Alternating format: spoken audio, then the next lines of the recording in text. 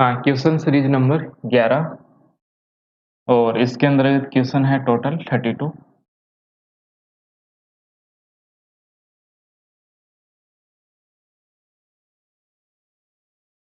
Question number 1 है, ये देख लीजिए इसको।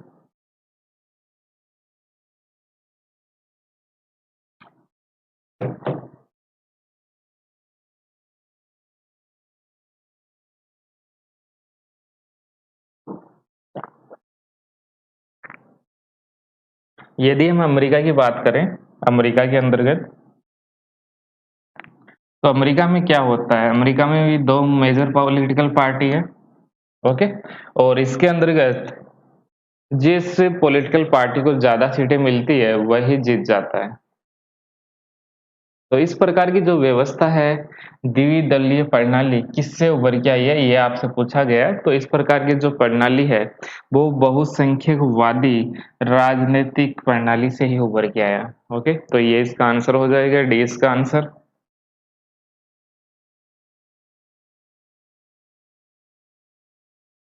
अगला क्वेश्चन,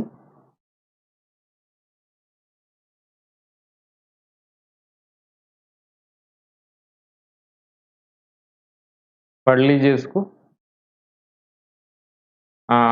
समकालीन भारत में सामाजिक प्रभुत्व है। ओके, जो डोमिनेंस की यहाँ पर बात की गई है, किसी का भी डोमिनेंस हो सकता है, किसी जाति का हो सकता है, किसी क्लास का हो सकता है, या किसी धर्म का हो सकता है। प्रभुत्व तथा राज्य शक्ति के बीच में पारस्परिक प्रभाव को सिद्धांतबद्ध करने में महत्वपूर्ण योगदान दिया। क्या पूछा गया? सामाजिक प्रभुत्व और राज्य शक्ति के बीच में पारस्परिक प्रभाव को सिद्धांतबद्ध, इसको एक थ्योरी के रूप में डेवलपमेंट किसने किया? किसको? सामाजिक प्रभुत्व और राज्य शक्ति के बीच में जो रिलेशन है, एक दूसरे को किस प्रकार से प्रभावित करते हैं, इस प्रकार का एक थ्योरी के रूप में बिल्ड सबसे पहले किसने किया, ये आपसे पूछा गया है। तो इसका जो आंसर है वो फेसाइनार, फ्रैंकल एंड और एम एस ए राव इसका सही आंसर है। इसका बुक नोट कर लीजिए आप, dominance and state power, dominance and state power in modern India, in modern India. लिख लिया इतना? फिर से नोट कीजिए इसको, dominance and state power in modern India, decline a, ऐसे लिख लीजिए, decline of a social order, decline of a social order. Okay, नहीं समझ में आया तो फिर से देख लेना आप। और ये बुक आता है 1990 के अंतर्गत, 1990 के अंतर्गत ये बुक आता है, एक बड़ा सा बुक है। किन का बुक है? इन्हीं का ये बुक है, dominance and state power in modern India, decline of a social order, 1990 के अंतर्गत ये बुक आता है। और इसी में सबसे पहले इनके बीच के रिलेशन को बताया गया है। क्वेश्चन नंबर है अगला, थर्ड नंबर। काफी आसान सा क्वेश्चन है ये किस सिद्धांत का मत है कि जैसे ही समाज का विकास होगा वह पूंजीपति लोकतंत्र बन जाएगा, जिसमें मूल्यों एवं अभिलक्षणों का एक सम्मिलित समुच्चय होगा। इसमें क्या कहा गया? जैसे ही समाज का विकास होगा, ये एक समाज है। ओके, और समाज के अंतर्गत यदि आप, यहाँ पर क्या कहा गया? विकास होगा। विकास का क्या अर्थ होता है? यदि आप समाज को स्वतंत्रता दोगे, समाज को स्वतंत्रता दोगे और एक समानता का व्यवहार करोगे, सबके साथ में समानता का व्यवहार करोगे, यानी कानून के समक्ष सभी समान होंगे, तो ऐसी स्थिति में क्या होगा? ऐसी स्थिति में यदि आप सभी को स्वतंत्रता दोगे, तो स्वतंत्रता देने के बाद में एक ऐसा क्लास उभर के आएगा जो कि पूंजीपति क्लास होगा। आप यदि सबको फ्रीडम आप दे दोगे, सबको आप लिबर्टी आप दे दोगे, तो क्या होगा? इससे होगा कि समाज के अंतर्गत एक क्लास उभर के आएगा जो कि पूंजीपति हो जाएगा, और उनकी एक मोनोपोली स्टेब्लिश हो जाएगी संसाधनों पर। एक देश के अंतर्गत जितने भी संसाधन है उन पर उनकी मोनोपोली स्टेब्लिश हो जाएगी।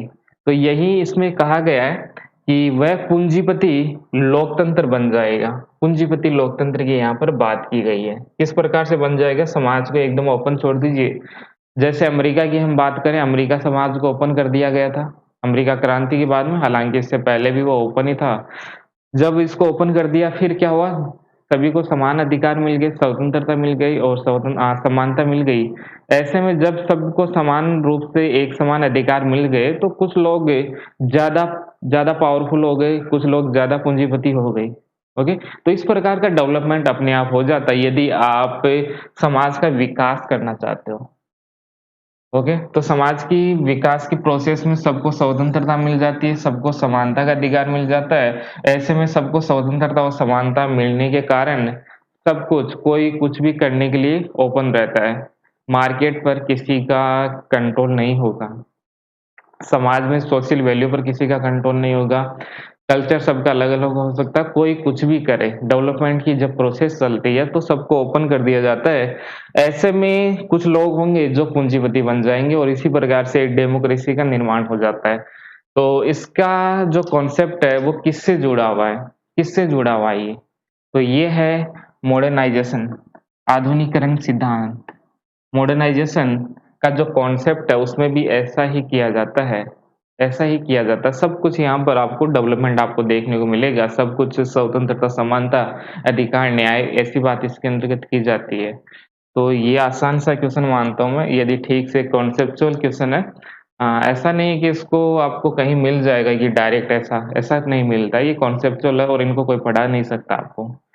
आपको मॉडर्नाइज़ेशन थ्योरी पढ़ा सकता है लेकिन अप्लाई तो आपको ही करना पड़ेगा। ओके? तो इन सबको आप ध्यान में रखिए थोड़ा-सा, कैसे क्वेश्चन करना है आपको। चलते हैं अगले क्वेश्चन की तरफ और क्वेश्चन नंबर है ये हमारा 4। ओके? 4 नंबर क्वेश्चन है। लेजिटिमेट लेजिटिमेसी की बात की गई है यहाँ पर और वेबर का जो कॉन्सेप्ट है उसके विकल्प के रूप में वैदिकरण संकट विकसित हो जाएगा। क्राइसिस ऑफ लेजिटिमेसी इसी का बुक है क्या? आपको ध्यान में आ रहा? क्राइसिस ऑफ लेजिटिमेसी ऐसा कुछ बुक है क्या किसी का? तो ऐसा है ना हेबरमास का, है कि नहीं? क्राइसिस ऑफ लेजिटिमेसी ऐसा क्यों होता है? ऐसा क्यों होता है? तो इसके बारे में टेलीग्राम पे आप देख लेना, वहाँ पर हेबरमास के बारे में आपको कुछ भेजा था मैंने, तो वहाँ पर देख लेना, आपको डिटेल से मिल जाएगा हेबरमास के बारे में। ओके? तो वहाँ से आराम से हो जाएगा। चलते हैं अगले क्वेश्चन की तरफ और ये है हमारा अगला क्वेश्चन। ये है क्वेश्चन नंबर 5 नंबर क्वेश्चन है ये। नौकरशाही सिद्धांत के आलोचक कौन-कौन है? कौन ब्यूरोक्रेसी की आलोचना यहाँ पर करता है, ये आपसे पूछा गया है। तो पार्सन्स है, क्रोजियर है, फ्रेस्टस है और एफ.डब्ल्यू. रिक्स है। ये सभी सोशलिज्म के अंतर्गत बहुत डिटेल से पढ़ा जाता है इन सबको। ओके? और रिक्स को तो हम पब्लिक एड के अंतर्गत वैसे भी पढ़ते हैं। तो क्या ये सभी आलोचक है ब्यूरोक्रेसी के? यस, ये सभी ही आलोचक है ब्यूरोक्रेसी के। तो ए बी सी डी ये इसका आंसर हो जाएगा, डी इसका आंसर है। टालकट पार्सन्स, माइकल क्रोजियस, रॉबर्ट फ्रेस्टस और एफ.डब्ल्यू. रिक्स, इनके द्वारा आलोचना की जाती है ब्यूरोक्रेसी की। अगला क्वेश्चन है, राजनीतिक समाजीकरण का संबंध है सोशलाइजेशन किस प्रकार से होता है? पॉलिटिकल सोशलाइजेशन कैसे होता है?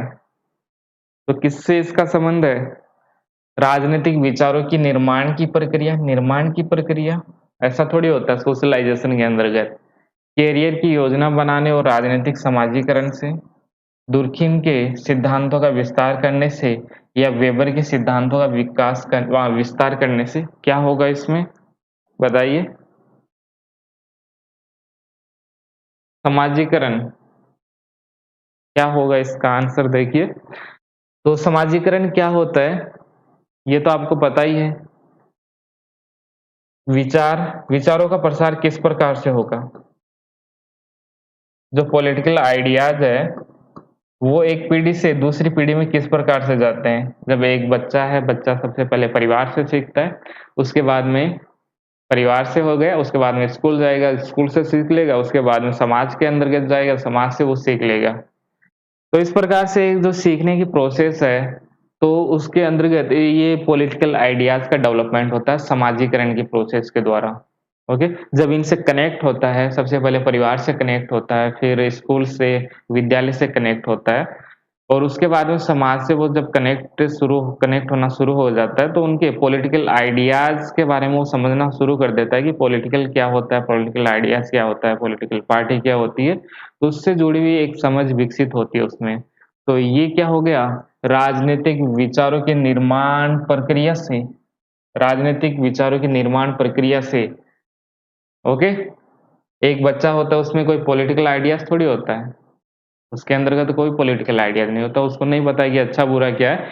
लेकिन जैसे-जैसे परिवार वाले उसको सिखाएँगे, स्कूल में उसको सिखाएँगे और उसके बाद में समाज उसको सिखाएगा, तो उसके अंतर्गत ये निर्माण प्रक्रिया चलती है, विचारों की निर्माण प्रक्रिया चलती है, यही आपसे पूछा गया है। तो कितना अच्छा क्वेश्चन है ये। और अगला क्वेश्चन है, ये रहा अगला क्वेश्चन, क्वेश्चन नंबर 7 है ये। ये किसका कथन है कि राजनीतिक विविधता तथा संघर्ष के बारे में है और अभाव इसके अस्तित्व का आवश्यक तत्व है, ये एक स्टेटमेंट पूछा गया आपसे।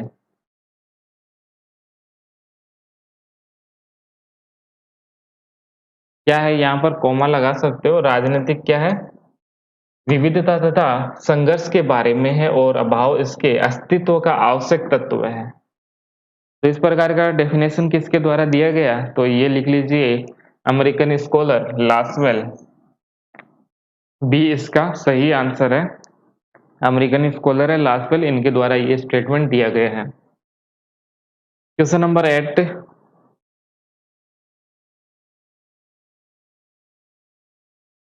अभिजनवाद को एक आर्थिक उपागम प्रदान किसके द्वारा दिया गया? ये क्वेश्चन यूजीसी नेट में भी आ चुका है पहले और ये काफी अच्छा क्वेश्चन है और आसान भी है। एक बार यदि आप इनको ठीक से पढ़ते हो, एलिट थ्योरी आप पढ़ते हो, तो ये क्वेश्चन आराम से हो जाता है। 7 से 8 स्कॉलर उसको हमें पढ़ना होता है और ये सभी हम पढ़ते ही हैं उसमें। तो अभिजनवाद को एक आर्थिक उपागम प्रदान किया, किसने प्रदान किया? Pareto, Mills, Burnham, Mosca, Burnham, Marxist scholar. Okay, कौन है? बर्नम। तो इन्होंने क्या किया? उन्होंने आर्थिक उपागम प्रदान किया है और इनका बुक है the managerial revolution. The managerial revolution इनका बुक है, बहुत अच्छी बुक है ये और ये आता है 1941 के अंतर्गत।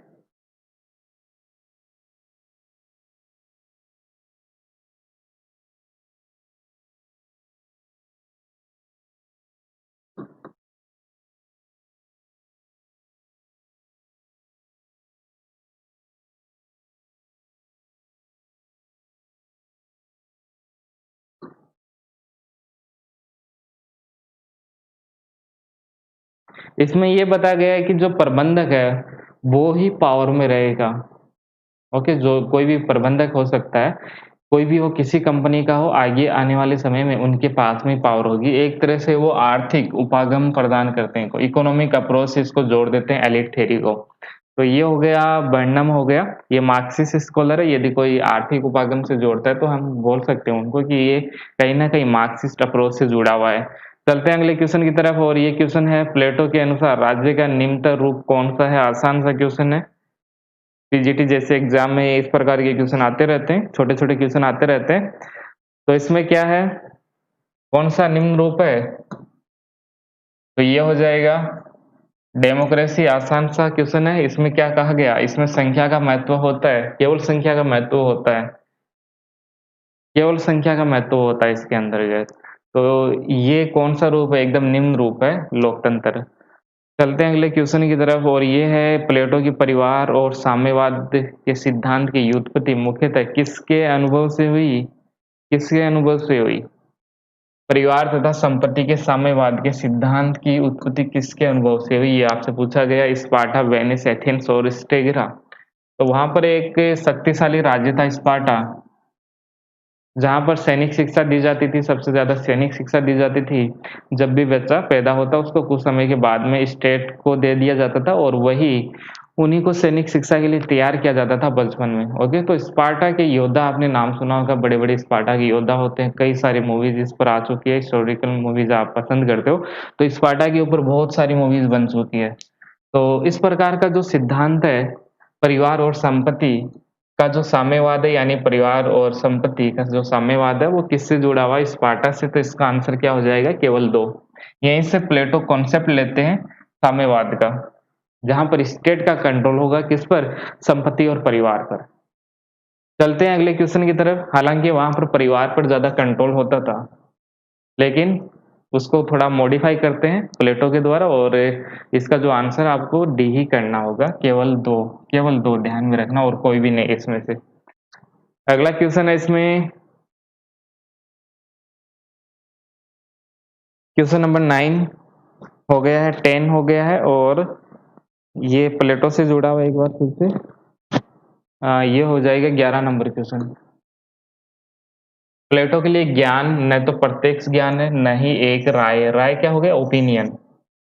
तो ज्ञान न तो प्रत्यक्ष ज्ञान है और न ही एक ओपिनियन है।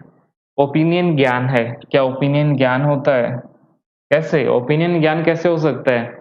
ओपिनियन तो सबका चेंज होता रहता है। आंसर दीजिए इसको पहले, बाद में एक्सप्लेन करते हैं थोड़ा स्टॉप करके।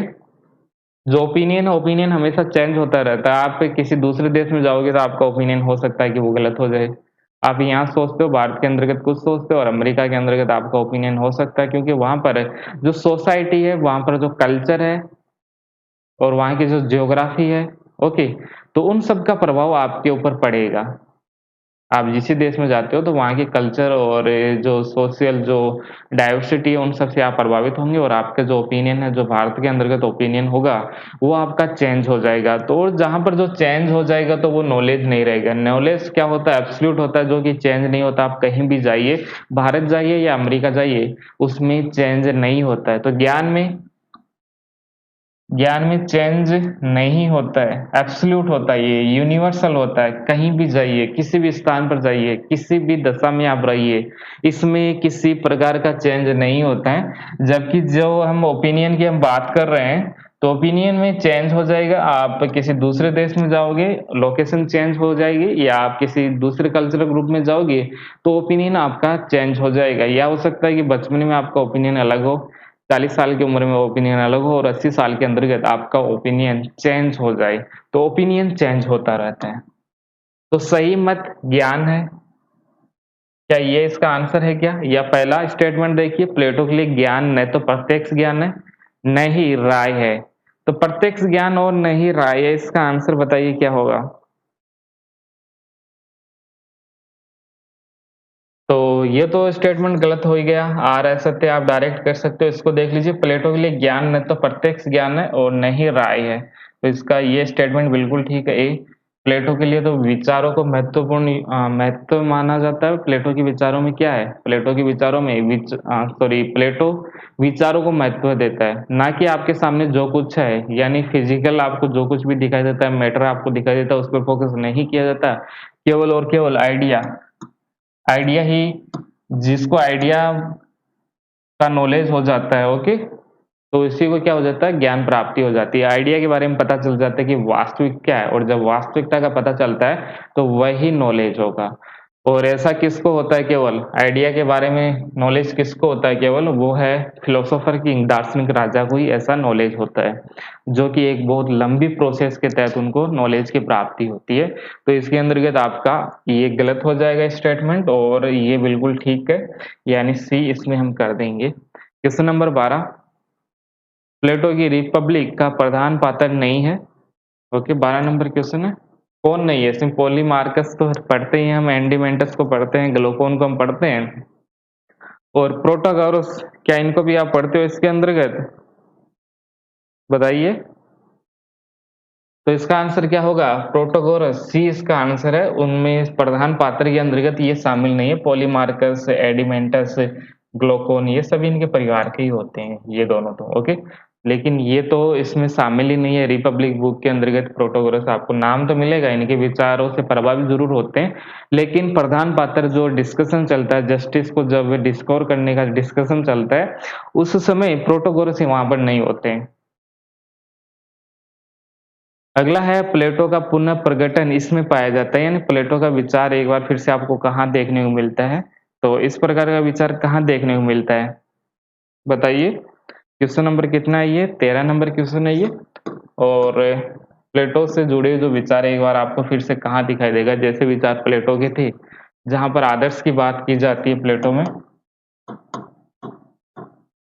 एक प्रकार से यूटोपिया स्टेट का निर्माण किया जाता है उनके द्वारा, एक यूटोपिया सोच लेते हैं, आदर्श कल्पना प्लेटो के द्वारा सोचा जाता है, वैसा-वैसा आपको कहाँ देखने को मिलता है? तो एक है सर थॉमस मोर का यूटोपिया, कैमानाले का सिटी ऑफ द सन और बेकन का न्यू अटलांटिस। क्या होगा इसमें? तो इसके अंतर्गत उपयुक्त तो सभी आंसर हो जाएगा, ये आपको ध्यान में रखना है। थॉमस मोर का ये बुक भी है यूटोपिया, और कैमानेला का सिटी ऑफ द सन ये आपको ध्यान में रखना, और बेकन का क्या? बेकन का है न्यू अटलांटिस। ये आपको नोट कर सकते हो। ओके, और आंसर क्या है इसका? उपयुक्त सभी। इन सब में ही आपको प्लेटो के जैसे ही आपको विचार देखने को मिलते हैं।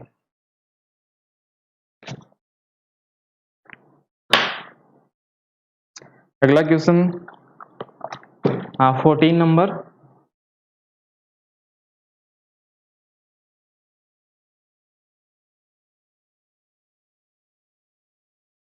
14 नंबर देख लीजिए इसको।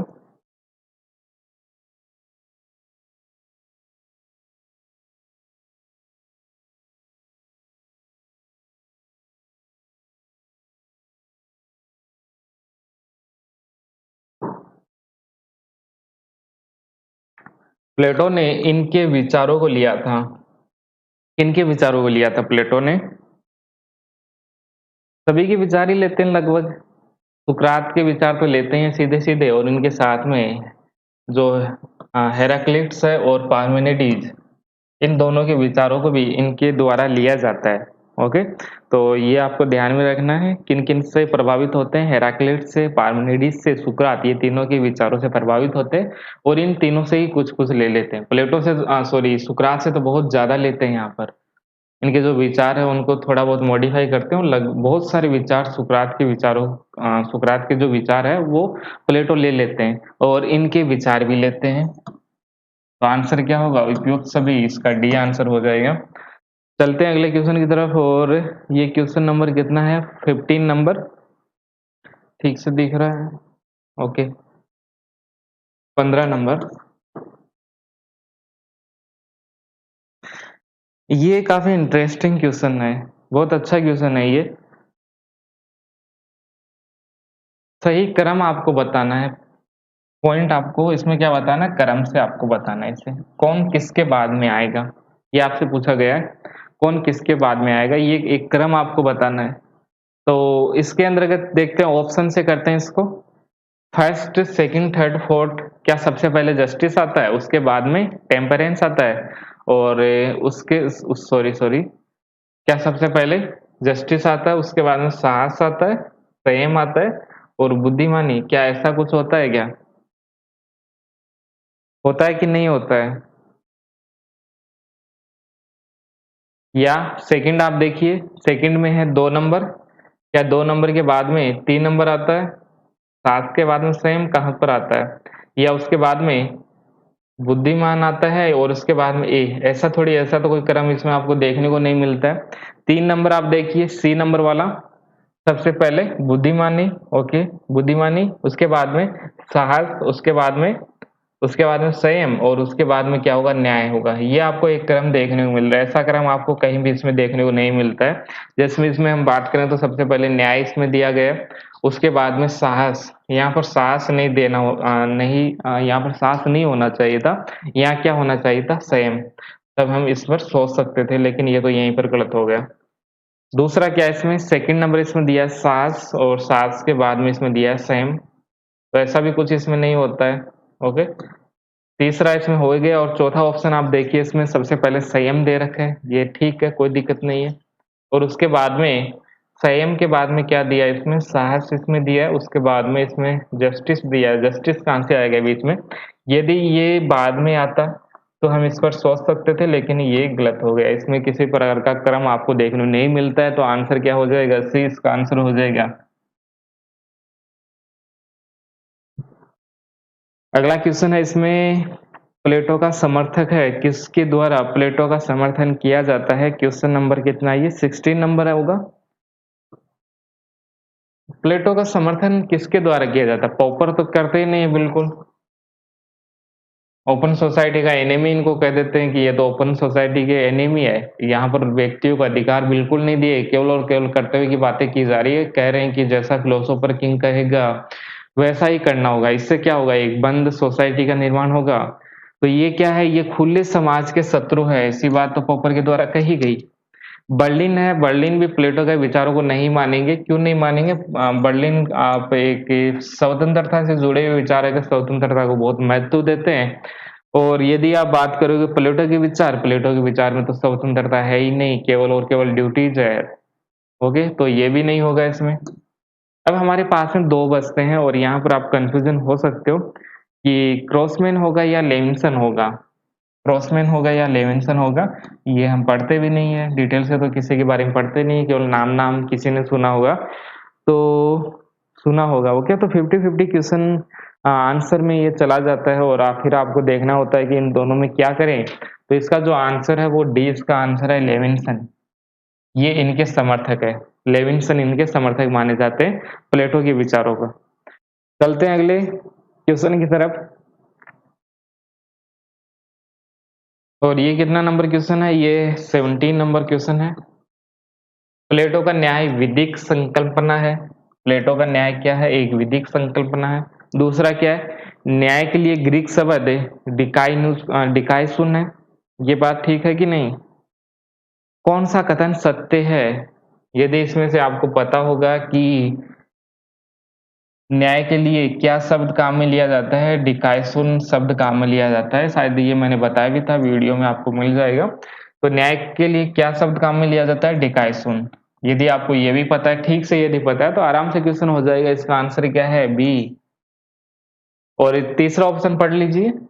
प्लेटो के न्याय से तात्पर्य कथनी और करनी में सत्यता और ईश्वर तथा व्यक्ति का ऋण चुकाना, ऐसा कहाँ कुछ होता है? तो आगे मत पढ़िए, काफी है, यहाँ से आपका आंसर होगा। यदि आपको ये फैक्ट ठीक से पता है कि न्याय के लिए ग्रीक शब्द कौन सा है? डिकाइसुन, तो आप इस क्वेश्चन का आंसर कर सकते हो। 18 नंबर, ये रहा 18 नंबर।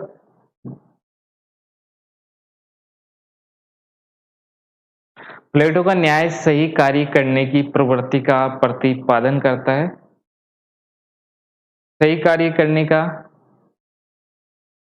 प्रवृत्ति का प्रतिपादन करता है। न्याय सही कार्य करने की प्रवृत्ति का प्रतिपादन करता है। ये बात तो ठीक लग रही है अपने को। सही कार्य जैसे उनके जो जो कर्तव्य हैं वो करेगा, और जिसमें जितनी योग्यता होगी, जिसके लिए वो बना है, जैसा उसके अंतर्गत व्यवहार अंदर से जैसा वो होगा, वैसा ही उनके द्वारा काम किया जाएगा स्टेट में। तो ऐसे में न्याय सही कार्य करने की प्रवृत्ति है। यदि किसी में विवेक है तो वो क्या बनेगा? उसको फिलोसोफर किंग ही बनना चाहिए, ऐसा इसमें कहा गया। जिसमें वासना होगी, ये सब क्या करेगा? वो सब करेगा उत्पादन कार्य में, कृषि कार्य में वो लग जाएगा। और जिसमें साहस होगा तो उसको क्या करना चाहिए? सैनिक बन जाना चाहिए। यही इसमें कहा गया है। न्याय क्या है? सही कार्य करने की प्रवृत्ति, जो जिसके लिए बना है उसको वही काम करना चाहिए। और सेकंड है इसमें, अन्याय झेलने से अच्छा अन्याय करना है, ऐसा कुछ कहा था क्या इसने? नहीं, ऐसा कुछ नहीं कहा इन्होंने। तो ए सत्य हो जाएगा, आर असत्य है, आंसर सी इसका सही होगा। क्वेश्चन नंबर है 19, दी सोशल कॉन्ट्रैक्ट, ये बुक हो जाएगा ना आपका सी में फर्स्ट नंबर। सी में फर्स्ट नंबर, ये एक से ही हो गया, आसान सा है। लेकिन इन सब का बुक आपको पता होना चाहिए। जेम्स प्रथम, लॉक है, रूसो है और विलोबी, इन सब की पुस्तक का आपको पता होना चाहिए। क्वेश्चन नंबर कितना है? 19। तो 19 हो जाएगा आराम से। डी नंबर इसका आंसर हो गया। तो ए के अंतर्गत सेकंड हो गया यहाँ पर the law of free monarchies. Okay, तो इस बुक को आप ध्यान में रखना है। जॉन लॉक की बुक कौन सी है? टू ट्रीटिसेस ऑन सिविल गवर्नमेंट, ये इनका बुक है। 2 में 4 हो जाएगा और बाकी हो ही जाएगा आराम से। तो डी इसका आंसर हो जाएगा, आराम से कर सकते हो इसको भी। 19 नंबर हो गया। क्वेश्चन नंबर है अगला हमारा 20 नंबर। पढ़ लीजिए इसको, 20 नंबर क्वेश्चन को।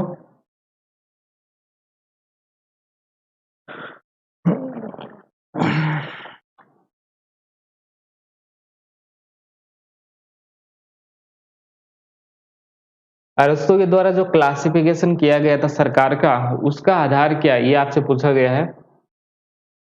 आधार क्या था क्लासिफिकेशन का? एक क्या होता? संख्या। संख्या क्या उनके क्लासिफिकेशन का आधार था कि नहीं था? बताइए। और दूसरा, वो किसके लिए काम करेगा? अपने लिए या दूसरों के लिए? अपने लिए या समाज के लिए? और शासन करने वाले लोगों की संख्या कितनी है? इन सब पर डिपेंड करता है सरकारों का क्लासिफिकेशन। तो सरकारों का वर्गीकरण शासन कार्य में शामिल लोगों की संख्या पर आधारित था। हाँ, ये बात ठीक है। ओके। दूसरा है इस आधार पर कि क्या शासक आम हित में अथवा अपने हित में शासन करते हैं। ये बात भी बिल्कुल ठीक है कि शासक किसके लिए काम करेगा? यथार्थ रूप यानी समाज के लिए जब काम किया जाता है, वास्तव में क्या वो समाज के लिए काम कर रहा है या अपने हित के लिए, अपने लिए वो काम कर रहा है? ये तो क्या है, प्योर है एकदम। ये प्योर है और ये सही नहीं है। जो केवल अपने लिए काम करता है ऐसी गवर्नमेंट सही नहीं मानी जाती उनके क्लासिफिकेशन में। तो ये बात भी बिल्कुल ठीक लग रही है आपको। तीसरा, इसमें वह सरकार अधिक प्रभावी तथा स्थायी होती है जो दीर्घकालिक हित में शासन करती है। ये बात भी ठीक है, सबके लिए काम करेगी, किसी एक क्लास के लिए नहीं और लंबे समय तक। तो ऐसी सरकार क्या होगी? प्रभावी होगी और वो स्थायी होगी। और अंतिम है हमारा, सरकार साझे हितों के लिए वशीभूत होती है तथा संपूर्ण समुदाय के साझे हितों के प्रति असंवेदनशील होती है। ऐसा कुछ नहीं कहा गया था। आप जब क्लासिफिकेशन पढ़ोगे सरकारों का, तो ये हो जाएगा, ये उसके अंतर्गत है। यही तो 3 पॉइंट हम पढ़ते हैं इसमें ठीक से, और डी इसमें नहीं होगा। ऐसी कोई बात इनके द्वारा नहीं की गई है, अरस्तु के द्वारा। चलें अगले क्वेश्चन की तरफ।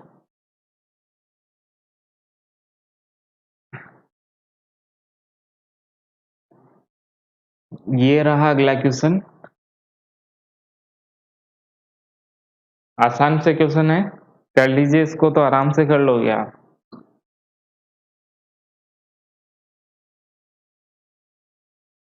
टेलियोलॉजिकल अप्रोच किससे शुरुआत मानी जाती है? किससे शुरुआत मानी जाती है? अरिस्टोटल से। इन्होंने क्या कहा? जो भी वस्तु है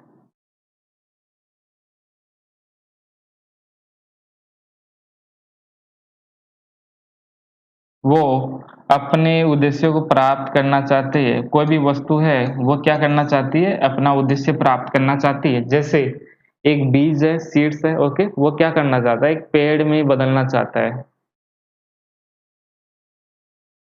एक बीज है, ये छोटा सा बीज है, ये क्या बनना चाहता है? ये चाहता है पेड़ बने। तो प्रत्येक वस्तु, कोई भी वस्तु है वो अपने उद्देश्य को प्राप्त करना चाहती है।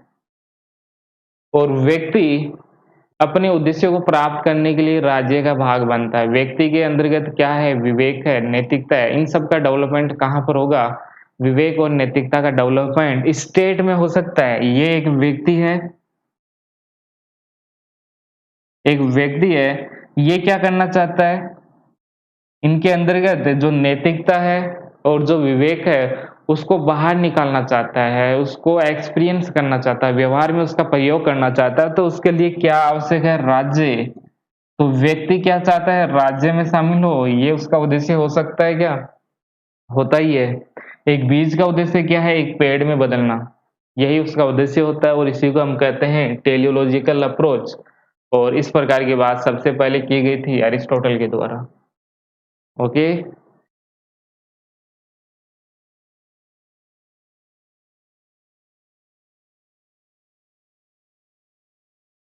अरस्तु के राज्य सिद्धांत के बारे में सही नहीं है ये स्टेटमेंट आपके सामने। क्वेश्चन नंबर है ये आपका 72 नंबर क्वेश्चन है।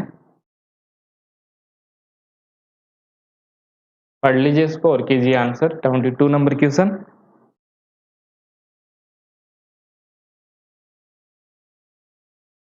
यहाँ पर थोड़ा-सा केवल कर लीजिए थोड़ा-सा। ओके, केवल हो गया, केवल कर दीजिए इसको।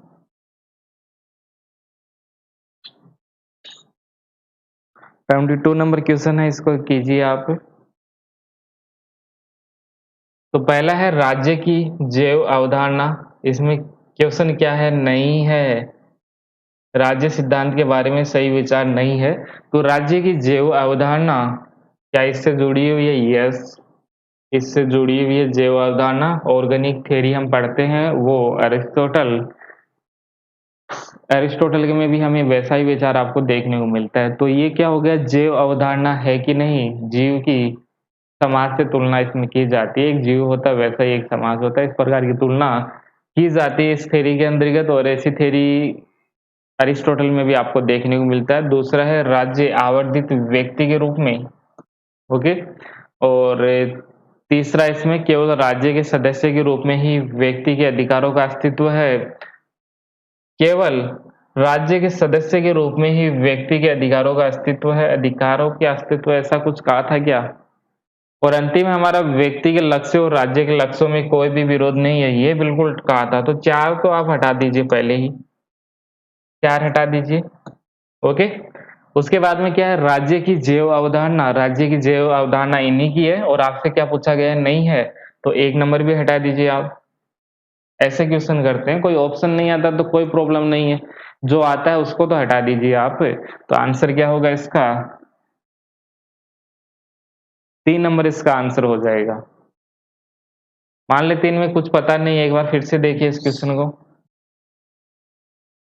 लेकिन जिसने अरिस्टोटल पढ़ा है उसको ये तो पता होगा कि राज्य की जैव अवधारणा, जो राज्य है और समाज है उसकी तुलना एक जीव से की जाती है। तो इसको तो इतना तो पता होता ही है।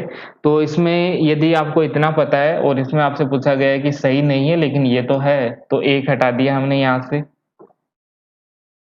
ओके, और व्यक्ति के लक्ष्य और राज्य के लक्ष्यों के बीच में कोई भी विरोध नहीं है, कोई विरोध नहीं है। अभी हमने टेलियोलॉजिकल अप्रोच की हमने बात किया, वहां पर राज्य क्या करता है? राज्य नैतिकता, नैतिकता आपको कहाँ मिलती है? एक स्टेट के अंतर्गत। और डेवलपमेंट कहाँ होगा नैतिकता का? राज्य के अंतर्गत एक व्यक्ति की नैतिकता और विवेक का डेवलपमेंट हो सकता है। ओके, यदि राज्य का भाग बनता व्यक्ति, तभी वह विवेक का प्रयोग कर सकता है स्टेट के अंतर्गत, और तभी वह नैतिकता का भी प्रयोग कर सकता है। ये काफी बड़ा कॉन्सेप्ट है, इसको समझाने में बहुत ज्यादा टाइम लग जाएगा, लेकिन बेसिक्स आपको इतना पता होना चाहिए कि एक समाज क्या करेगा। समाज नहीं, राज्य लिख लीजिए। राज्य, राज्य में एक व्यक्ति जब पॉलिटिकल एक्टिविटी शुरू कर देता है, तो ऐसे में व्यक्ति अपने विवेक का प्रयोग करेगा, पहली बात। और एक व्यक्ति को वहां पर डिसीजन भी लेने होंगे कि हमें ये करना है कि नहीं करना है। यदि उसको डिसीजन लेने की बात हम जब करेंगे, तो वहां पर नैतिकता आ जाएगी, क्या सही और क्या गलत है। तो वहां पर क्या होगा? नैतिकता। और एक व्यक्ति नैतिकता और विवेक का प्रयोग कहाँ कर सकता है? राज्य के अंतर्गत। और ऐसा कौन कर सकता है? विवेक और नैतिकता का प्रयोग केवल एक व्यक्ति कर सकता है, जैसे हम इसका प्रयोग कर सकते हैं, इसलिए तो हम मानव है। एक जानवर है, जानवर कहाँ पर विवेक और नैतिकता का प्रयोग करेगा? और यदि हम विवेक और नैतिकता का प्रयोग नहीं करेंगे, तो हमारे और जानवर के अंदर में कोई भी डिफरेंस नहीं होगा। समझ रहे हो आप? फिर से समझिए थोड़ा, हमारे में और एक जानवर में क्या डिफरेंस है। वैसे तो ह्यूमन भी एक जानवर ही होता है, लेकिन बेसिक्स आप समझिए, एक हमारे अंदर और एक जानवर में क्या डिफरेंस होता है। इतना तो डिफरेंस है कि हमारे अंदर का तो विवेक है और नैतिकता है, इतना ही डिफरेंस है केवल, इसके अलावा कोई डिफरेंस नहीं है। जानवर है, उसमें अंदर नैतिकता नहीं होती, वो किसी को भी मार देता है, सोचने समझने की क्षमता उसके अंतर्गत नहीं होती है। लेकिन एक व्यक्ति के अंतर्गत विवेक और नैतिकता होता है, और उसका प्रयोग वह कब करेगा, कहाँ उसका प्रयोग कर सकता है? जब वो एक राज्य का भाग बन जाता है, तभी व्यक्ति नैतिकता और राज्य, तभी व्यक्ति विवेक और नैतिकता का प्रयोग कर सकता है। ऐसा कौन कहते हैं? अरिस्टोटल कहते हैं। और यदि एक व्यक्ति राज्य का भाग नहीं बनेगा, तो वो क्या नहीं करेगा? विवेक और नैतिकता का प्रयोग नहीं करेगा। ऐसे में उसमें और एक जानवर में कोई अंतर नहीं होगा। समझ गए आप? उम्मीद है समझ गए होंगे। तो इसके अंतर्गत क्या हमने बात किया, इसको आप फोर्थ को भी आप हटा दीजिए और इसका आंसर हो जाएगा 3 नंबर, इसका आंसर हो जाएगा सी नंबर, इसका आंसर हो जाएगा। चलते हैं अगले क्वेश्चन की तरफ, 23 नंबर क्वेश्चन।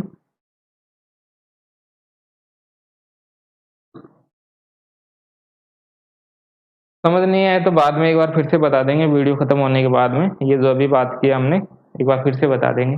ओके, तो 23 नंबर क्वेश्चन, अरस्तु के संबंध में कौन सा कथन सही नहीं है? पुरुष स्वभाव से असमान है, उच्च के प्रति निम्न की अधीनस्था, कैसी बात इनके द्वारा की गई थी? कथन सही नहीं है। तो पुरुष स्वभाव से असमान है, उसके प्रति निम्न की अधीनस्था, ये ऐसा तो कुछ कहा था इन्होंने। स्त्रियां स्वभाव से पुरुषों के अधीनस्थ होती है, ये बात भी इन्होंने कही, ये तो हमें पता है। और दास प्रथा उचित सिद्ध की गई क्योंकि ये दास के लिए श्रेष्ठ स्थितियां नहीं दिलाती है, ऐसा कुछ नहीं है।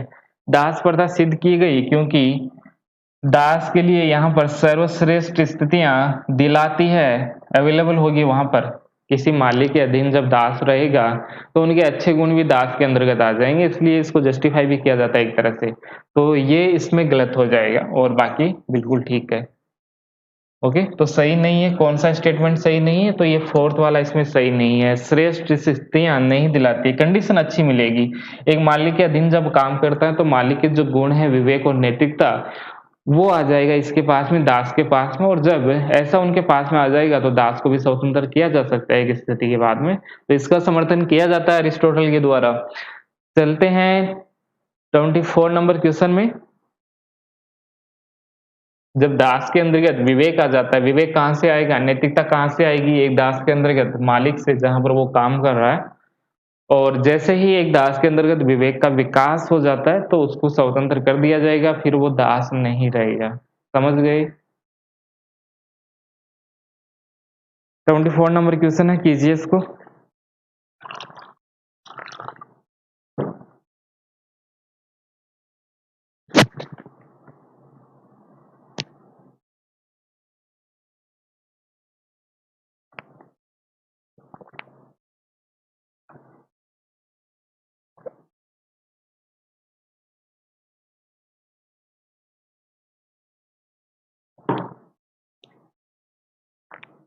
24 नंबर, अरस्तु के अनुसार संवैधानिक शासक की अपने प्रजाजनों पर सत्ता दासों के ऊपर स्वामी की सत्ता से नितांत भिन्न होती है, भिन्न होती है, ये अलग होता है। इसमें डिफरेंस आपको देखने को मिलेगा। एक शासक और प्रजाजन, एक शासक और जनता के बीच का जो रिलेशन है वो ठीक वैसा नहीं है जैसा रिलेशन स्वामी और दास के बीच में। स्वामी और दास का जो रिलेशन है वो अलग है, और प्रजाजन यानी जनता और जो शासक है आपका, जो सरकारें हैं, उनके बीच का रिलेशन है वो भिन्न है, बिल्कुल अलग अलग है। ऐसी बात कही गई है इनके द्वारा, ये स्टेटमेंट बिल्कुल ठीक है। दूसरे को भी हम स्टेटमेंट की तरह पढ़ें तो इसमें क्या है, क्योंकि दास जन्म से ही निम्न एवं स्वयं शासन के लिए अयोग्य होता है। हाँ, ये बात भी बिल्कुल ठीक आपको लग रही होगी 24 नंबर क्वेश्चन के अंतर्गत, बिल्कुल ठीक लग रहा है ना। जन्म से ही निम्न होता है, ऐसी बात अरिस्टोटल ने कही थी। और स्वयं शासन करने के लिए अयोग्य होता है। अयोग्य होता है, योग्य कब होगा? वो एक मालिक के पास में आएगा और एक लंबे समय के बाद में हो सकता है, पॉसिबिलिटी ऐसी बन जाती है कि उसके अंदर विवेक और नैतिकता का विकास हो जाए। ऐसी पॉसिबिलिटी की हम कल्पना तो कर ही सकते हैं, अरिस्टोटल भी ऐसी कल्पना करते हैं। यदि हो सकता है, उसमें हो जाएगा, तो उसको एकदम स्वतंत्र हम कर देंगे। लेकिन जन्म से ही निम्न होता है, ऐसा कहा गया इनके द्वारा। तो ये बात बिल्कुल ठीक है दोनों में। इनमें भिन्न क्यों है, इनमें डिफरेंस क्यों है? स्वामी और दास और जनता और सरकार, इनके बीच में डिफरेंस किस प्रकार से है? तो डिफरेंस का कारण यही है। बिल्कुल ठीक है, ये ए इसका आंसर हो जाएगा। 75 नंबर क्वेश्चन है, किसने लोकतंत्र को शासन करने के आदर्श के रूप में स्वीकार नहीं किया है? लोकतंत्र को किसने स्वीकार नहीं किया है? तो हॉब्स, सटोरी, डहेल और लिंकन प्यार आपके पास में है। ओके, देख लीजिए इसमें क्वेश्चन नंबर ये 25।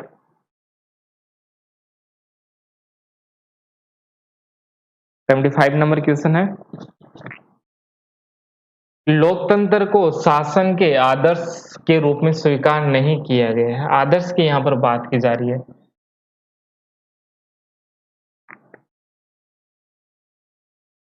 तो डहल, सटोरी, लिंकन नहीं, होप्स आप पढ़ते हो।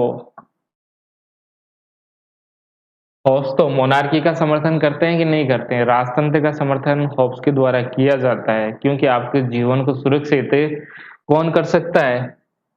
एक मोनार्क ही आपके जीवन को सुरक्षित कर सकता है। तो 25 नंबर जो क्वेश्चन है, इसका आंसर क्या होगा? ए इसका आंसर हो जाएगा। ये मोनार्की का समर्थन करता है, राजतंत्र। और आगे वाले जितने भी स्कॉलर है, ये तो डेमोक्रेसी का समर्थन करते हैं। लिंकन है, डायल है, सार्टोरी, ये सभी डेमोक्रेसी का समर्थन करते हैं, लेकिन होप्स ऐसा समर्थन नहीं करते हैं। चलते हैं अगले क्वेश्चन। क्वेश्चन नंबर है 26 नंबर। फेलिसिटी का क्या अर्थ है? होप्स के लिए फेलिसिटी क्या है? फेलिसिटी क्या है होप्स के लिए?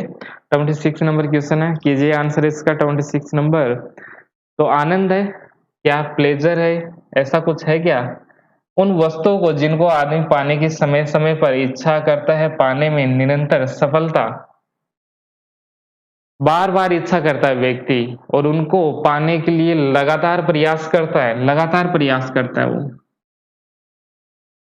तो यही फेलिसिटी होता है।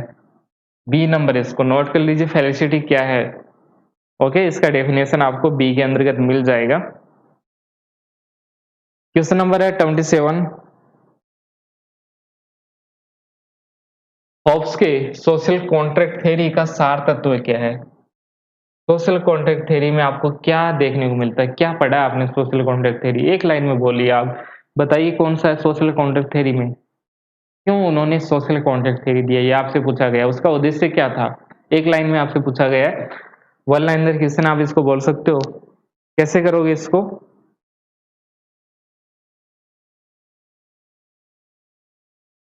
Twenty seven number question. सभी लोगों का संप्रभु के प्रति पूर्ण समर्पण, तभी तो राजतंत्र बनेगा।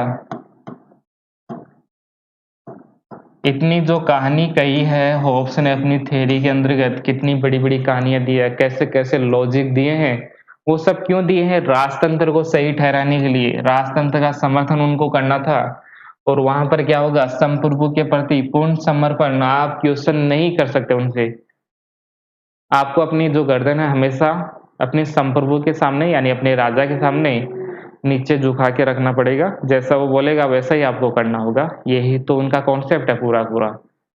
राजतंत्र का समर्थन करने के लिए तो इतना कुछ बताया, स्टेट नेचर वो बताते हैं, फिर कॉन्ट्रैक्ट बताते हैं। ओके, तो एक पूरा जो हाइपोथेसिस का जो डेवलपमेंट यहाँ पर होता है होब्स के विचारों में, उनका सार तत्व क्या है, वो क्या चाहते थे? राजतंत्र का वो समर्थन करना चाहते थे। वन लाइनर क्वेश्चन है ये। चलते हैं अगले क्वेश्चन की तरफ, और ये है 28 नंबर क्वेश्चन, और ये भी होप्स से जुड़ा हुआ है। और होप्स का जो सोशल कॉन्ट्रैक्ट थ्योरी है इससे संबंधित नहीं है, ये आपसे पूछा गया है कौन सा जुड़ा हुआ नहीं है। तो प्राप्ति की इच्छा हिंसा की ओर प्रेरित करता है। आपके मन में ज्यादा प्राप्त करने का मन करेगा, आपको ये भी हम ले लें, ये भी हम ले लें, सभी रिसोर्सेज हमारे पास में आ जाए, तो ऐसे में आप वॉयलेंस की तरफ आगे बढ़ोगे। दूसरों को आप खत्म करके तो उनके संसाधनों पर अधिकार कर सकते हो। यदि हमारे सामने कोई व्यक्ति, उनके पास भी कई सारे रिसोर्सेज है, तो आपको कैसे मिलेगा? या तो सहमति से मिलेगा, या आपको युद्ध करना पड़ेगा, या हिंसा आपको करना पड़ेगा।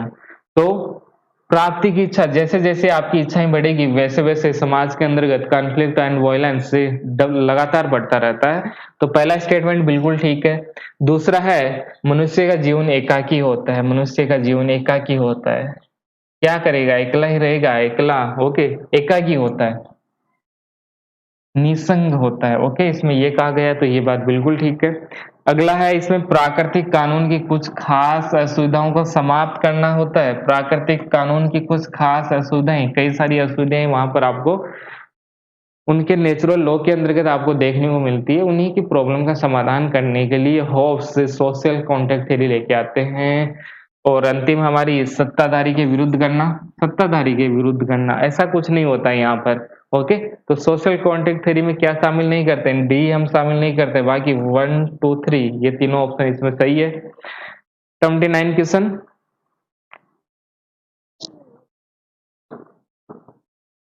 तीनों किस विचार पर सहमति प्रकट करते हैं?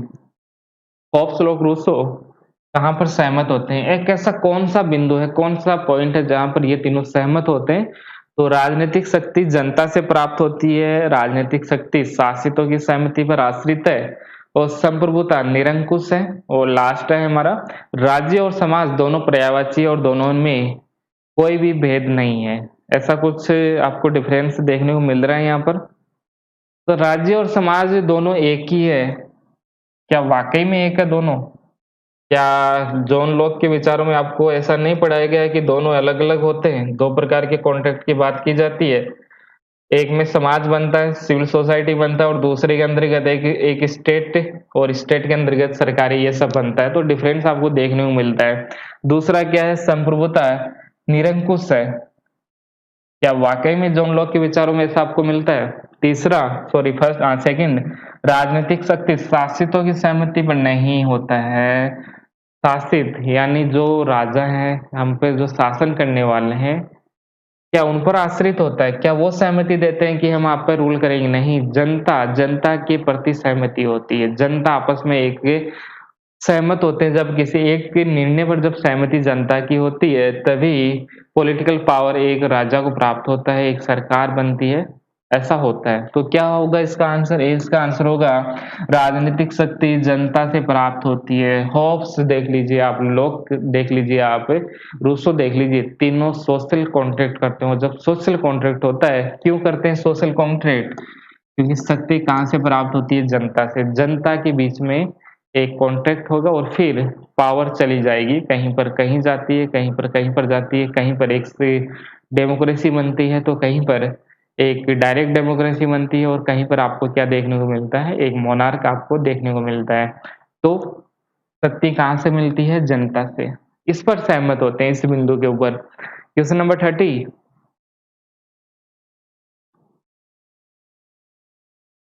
होब्स के बारे में किसने कहा कि होब्स का सामाजिक समझौता प्रजाजनों के बीच में होता है?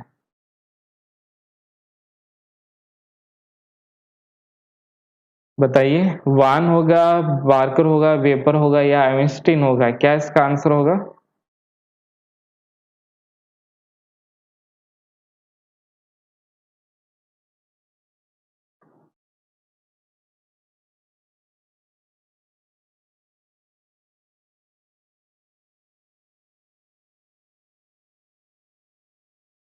फैक्ट है,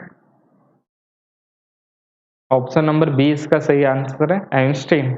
ओके, इसको ठीक कर लीजिए आप, बी नंबर को। क्वेश्चन नंबर 31, रूसो के अनुसार प्राकृतिक अवस्था के प्रारंभिक चरण में मनुष्य का जीवन अत्यंत सादा एवं सुखी था, किंतु बाद में यह भ्रष्ट हो गया। रूसो के अनुसार क्यों भ्रष्ट हो गया? जनसंख्या के विकास के कारण, संपत्ति के विकास के कारण, या विवेक के विकास के कारण, या स्वार्थहीनता के विकास के कारण? क्या होगा इसमें 31 में?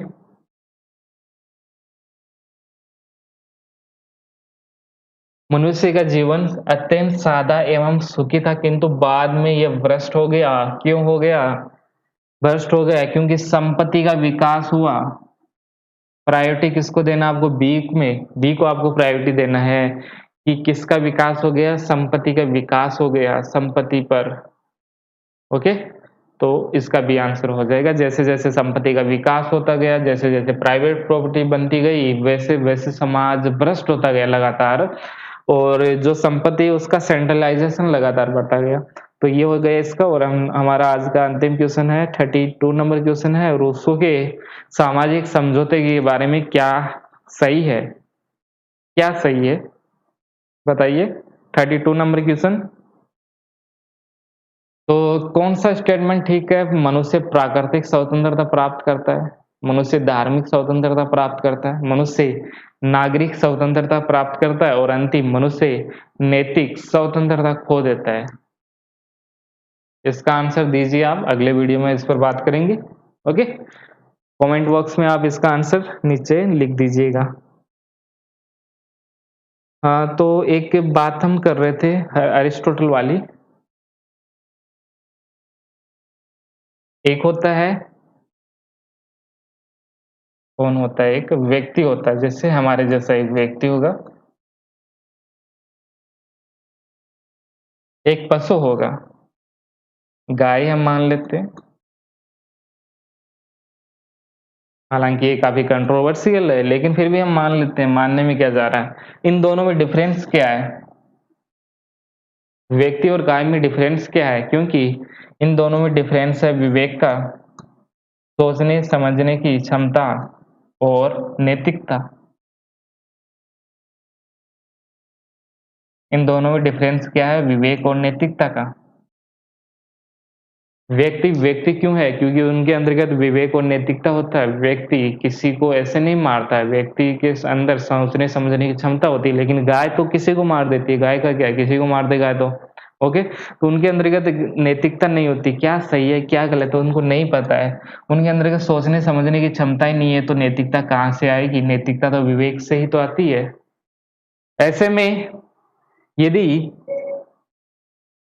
इनके बीच के डिफरेंस आपको लाना है, व्यक्ति के अंतर्गत विवेक और जो नैतिकता है, इसका विकास कैसे होगा। जन्म के साथ हमारा जब जन्म होता है, तो ये सब हमारे अंदर होता है, लेकिन ये जब तक बाहर नहीं आएगी तब तक हम इंसान नहीं बन पाएंगे। हम इंसान कब बनेंगे, जब विवेक और नैतिकता बाहर आ जाएगी, हमारे से बाहर आ जाएगी, जब हम इनको प्रैक्टिस करना शुरू कर देंगे। क्या करना शुरू कर देंगे, प्रैक्टिस करना शुरू कर देंगे। विवेक को हम काम में लेंगे, नैतिकता को हम काम में लेंगे। और जब हम राज्य के अंतर्गत शामिल होते हैं, यानी कोई ना कोई पॉलिटिकल एक्टिविटी करते हैं, हम कोई राजनेता बन जाते हैं, मान लेते हैं एक पॉलिटिकल लीडर हम बन गए। और जब हम पॉलिटिकल लीडर बन जाते हैं, तब हमें विवेक का प्रयोग करना होगा। विवेक का प्रयोग करोगे, डिसीजन तो आपको लेना होगा। और दूसरी बात, क्या सही होगा और क्या गलत होगा, वो भी एक राजनेता लेता है। ऐसे में जब एक व्यक्ति पॉलिटिकल एक्टिविटी शुरू कर देता है, पॉलिटिकल पार्टिसिपेशन हो जाता है, राजनीतिक सहभागिता जब व्यक्ति प्रारंभ कर देता है, तो उसके अंतर्गत क्या होगा, विवेक का विकास होगा और नैतिकता का विकास होगा। ऐसे में हम क्या बन जाएंगे, वास्तव में एक व्यक्ति हम बन जाएंगे। लेकिन एक संभावना क्या हो सकती है, एक संभावना हो सकती है कि व्यक्ति राज्य का भाग ही नहीं बने। और जब व्यक्ति राज्य का भाग नहीं बने, तो उसमें विवेक और नैतिकता का विकास ही नहीं होगा। सब अंदर होगा, हमें क्या पता अंदर है कि नहीं, जब तक बाहर नहीं आएगा तब तक तो हमें पता नहीं चलेगा। ऐसे में जब विवेक और नैतिकता का विकास ही नहीं होगा एक व्यक्ति के अंतर्गत, क्योंकि वह राज्य का भाग नहीं बन रहा है, और जब राज्य का भाग नहीं बन रहा है, तो वह क्या होगा, एक पशु की तरह हो जाएगा। गाय और व्यक्ति में आपको कोई भी डिफरेंस आपको नहीं देखने को मिलेगा। क्यों देखने को नहीं मिलेगा, क्योंकि दोनों में कोई जो डिफरेंस आपको क्रिएट कर रहा था, उसका डेवलपमेंट आपने नहीं किया। क्यों नहीं किया, क्योंकि हमने राज्य का भाग ही नहीं बना। इसलिए ये बात यहाँ पर की जा रही है। ओके, समझ में आ गई। फिर आगे हम बात करते रहेंगे इन सब के बारे में। तो काफी होगा अभी के लिए।